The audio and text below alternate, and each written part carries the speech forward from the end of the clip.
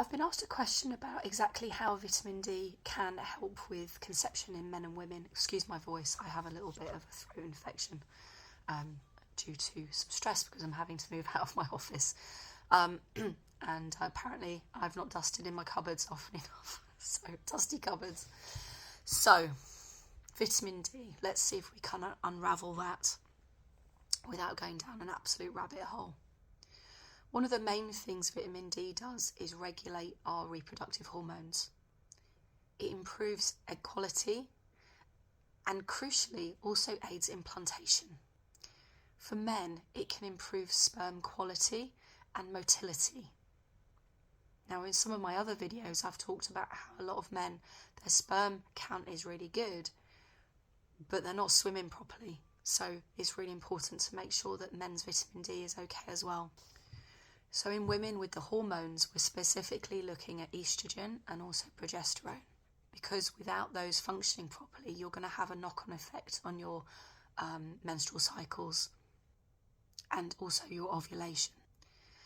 Low vitamin D markers can also be tied in with low AMH. Now, if you've watched any of my other videos, I get very upset with clinics that are pushing women down IVF because they have low AMH, and we know that low AMH does not mean you're not fertile. Some women with low AMH can have excellent fertility, but there's other issues. So yes, it can have an effect on your AMH, but that's not the be all and end all of the problem. So improving implantation rates will also improve the outcomes of the pregnancy and a live birth. Now, people don't talk about live birth enough. Being pregnant is great. Well done. If you can get pregnant, that's fantastic. But being pregnant is not the end goal.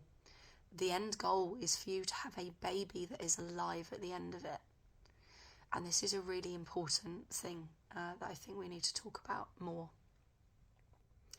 And a lot of the IVF clinics, when you dive into their statistics, they talk about pregnancy rates. But you have to go deeper to find out live birth rates.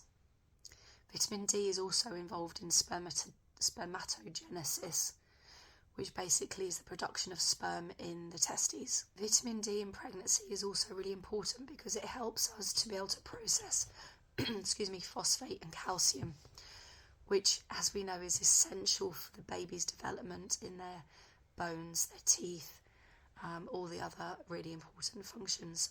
Also the nervous system, massively important for the nervous system. So I just want to read something from just some extract from a Danish study regarding vitamin D, which I found quite interesting. Research has shown that vitamin D deficiency may be part of the reason, and that vitamin D supplements have improved sperm quality in animals. So they were doing an animal study. This is the first time that researchers have directly investigated how vitamin D supplements affect men with reduced fertility. Men who were totally vitamin D deficient increased sperm production if we gave them vitamin D pills. However, the sperm quality of men with a slightly reduced vitamin D did not improve. Nevertheless, men with low sperm counts fathered twice as many children as those who did not get vitamin D supplements. We do not yet understand why, but one of the theories is that vitamin D plays an important role in the communication between a woman's egg and a man's sperm. And this was Martin Blomberg Jensen, Department of Growth and Reproduction. So it's super important.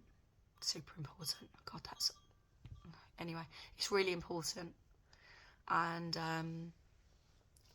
if you're not sure, get your vitamin D checked. I hope that answers your question. If you've got any more, then please ask, and I'll hopefully be able to talk next time. Okay, bye.